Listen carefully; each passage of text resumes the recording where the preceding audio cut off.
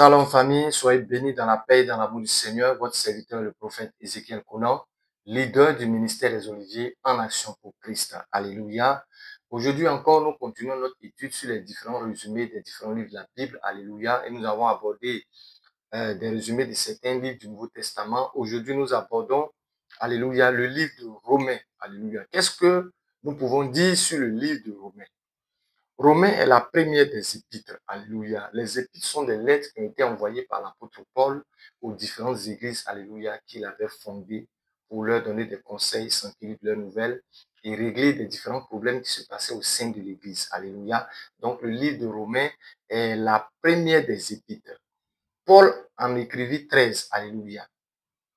C'est pourquoi on les appelle les épîtres de Paul.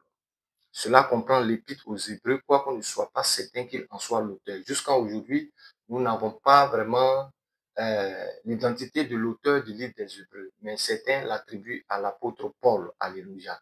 Paul est né depuis souche juive. Sa qualité de citoyen romain, son éducation grecque et sa religion juive lui l'ont excellemment qualifié pour son œuvre immense. Alléluia. Paul était quelqu'un qui était un érudit, qui était versé, alléluia, dans le judaïsme, qui était versé, alléluia, dans la parole, alléluia. Donc, cela l'a aidé, alléluia, à pouvoir vraiment accomplir une grande mission, alléluia, pour le Seigneur. Les visiteurs de Rome à Jérusalem pour la Pâque et convertis à la Pentecôte retournaient à la capitale avec la graine de l'évangile. C'est là qu'il plantait l'église. 28 ans plus tard, Paul désirait vivement visiter Rome et il y envoya une lettre de Corinthe où il passa 3 mois lors de son 3e voyage missionnaire. Le livre des Romains nous montre la méthode de Dieu qui transforme les hommes coupables en hommes de bien. Alléluia. C'est le plus grand document de notre salut. Nous connaissons l'histoire de l'apôtre Paul, quelqu'un qui était un persécuteur des chrétiens. Alléluia. Quelqu'un qui était là quand les gens ont lapidé Étienne et que Étienne, alléluia, est mort. Paul était là, il a assisté. La Bible même déclare qu'il a même ceux qui ont enlevé leurs vêtements pour aller lapider Étienne. Ils ont mis leurs vêtements auprès de l'apôtre Paul. Alléluia. Donc, lui aussi, il a cautionné ce meurtre-là. Alléluia. Donc, c'était quelqu'un qui persécutait l'église jusqu'à ce qu'un jour, il s'élève pour aller, alléluia, persécuter les chrétiens de Damas. Et c'est sur cette voie, alléluia, qu'il va rencontrer le Seigneur. Et la Bible déclare que le Seigneur va lui dire, alléluia, Paul, Paul, pourquoi me persécutes-tu? En fait, l'apôtre Paul, ou bien le petit Saul de Tarse, parce qu'il n'était pas encore l'apôtre Paul, Saul de Tarse, ne savait pas qu'en persécutant les chrétiens, alléluia, il persécutait notre Seigneur Jésus-Christ, parce que c'est lui qui est le responsable de l'église.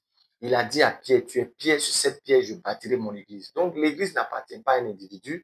L'église que nous dirigeons, alléluia, appartient à notre Seigneur Jésus-Christ. C'est lui qui est la tête de l'église, alléluia. Et donc, pendant que l'apôtre ou bien Saul de Tarse partait persécuter, alléluia, les chrétiens, il va rencontrer le sauveur, le défenseur de son église, alléluia. Parce que lui-même, il a dit, les portes du séjour des morts ne prévaudront point contre l'église, alléluia. L'église de Jésus-Christ vivra jusqu'à ce qu'il revienne, alléluia. L'église de Jésus-Christ vivra jusqu'à ce qu'il revienne. Parce qu'il doit revenir prendre les saints, alléluia. Il doit venir prendre ses enfants. Mais où est-ce que ses enfants seront éduqués? Où est-ce que ces enfants seront enseignés? Alléluia. C'est dans les églises que nous les éduquons, nous les préparons, alléluia, à la venue de notre Seigneur Jésus-Christ. C'est pourquoi moi je crois que l'église ne mourra pas. Quelles que soient les persécutions qui sont engagées contre l'église va s'en sortir. Aussi longtemps que cette église est une église qui est du Seigneur Jésus-Christ et que ceux qui y servent sont des gens qui craignent le Seigneur, cette église va toujours, alléluia, résister. Alléluia. Donc vous imaginez quelqu'un, alléluia, qui a commencé à persécuter l'église. Mais qu'est-ce qui va se passer? Le Seigneur va l'arrêter, alléluia, dans son élan. Et le Seigneur va le prendre, alléluia, pour pouvoir le servir. Lorsque nous lisons l'épître de Paul aux Romains, nous nous rendons compte d'une chose, c'est que le Dieu que nous servons est un Dieu qui fait grâce, alléluia. Dieu peut prendre des gens de nulle part. Dieu peut prendre des gens qui ont même tué, des gens qui ont même fait des choses, alléluia. C'est lui qui choisit qui il veut, alléluia. C'est pourquoi, pendant que tu lis l'épître de Paul, alléluia, aux Romains, Sois conscient que Dieu a utilisé quelqu'un qui ne méritait pas. L'apôtre Paul même toujours le dit dans ses épîtres. Il dit, c'est par grâce que j'ai été choisi. Alléluia. Sinon, je ne suis pas mieux que les autres. Alléluia. Ça veut dire que le Seigneur aussi peut te choisir pour accomplir aussi de grandes choses. Alléluia. Paul n'a jamais pensé que le Seigneur allait l'utiliser. Alléluia. Pour accomplir ce qu'il a accompli. Mais c'est purement et simplement par la grâce de Dieu. Alléluia. Le livre des Romains nous montre la méthode de Dieu qui transforme des hommes coupables en hommes de bien. Comment est-ce que Dieu est capable de prendre des gens méchants, des gens mauvais, des meurtriers, et faire d'eux de bonnes personnes. Alléluia. C'est le plus grand document de notre salut.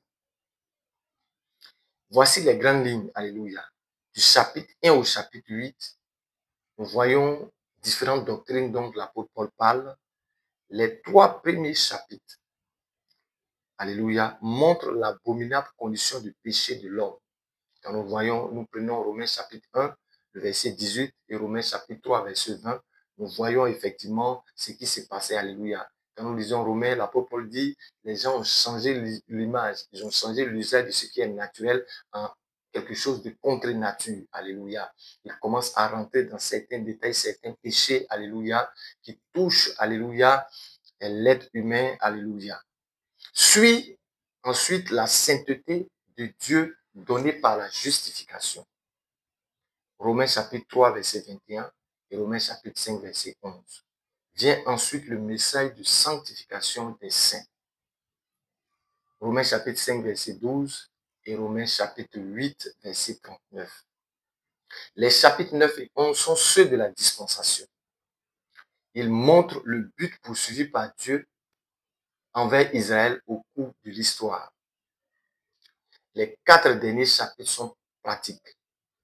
Ils décrivent les devoirs du chrétien. Alléluia. Donc, lorsque nous lisons Romains chapitre 12 jusqu'à Romains chapitre 16, nous voyons notre devoir en tant que chrétien. Alléluia. Ce que nous devons faire, ce que le Seigneur attend de nous. Que Dieu te bénisse et que sa paix demeure sur ta vie au nom puissant de Jésus-Christ. J'ose croire que ce résumé que nous faisons pourra t'aider dans tes méditations, alléluia, pour pouvoir vraiment connaître notre Seigneur Jésus-Christ, et alléluia, et avancer dans ta marche et dans la foi avec le Seigneur, alléluia. Tous ces résumés que nous faisons sont des résumés basiques. Si tu as besoin de plus d'approfondissement, alléluia, tu peux nous écrire pour que nous puissions mettre à ta disposition, alléluia, des enseignements encore plus poussés, alléluia. Que Dieu te bénisse, alléluia. Si tu n'étais pas encore abonné, abonne-toi à ma page pour que tu puisses encore recevoir d'autres enseignements, alléluia, alléluia. Que Dieu te bénisse et que sa paix demeure sur ta vie, au nom de notre Seigneur et Sauveur Jésus-Christ. Amen.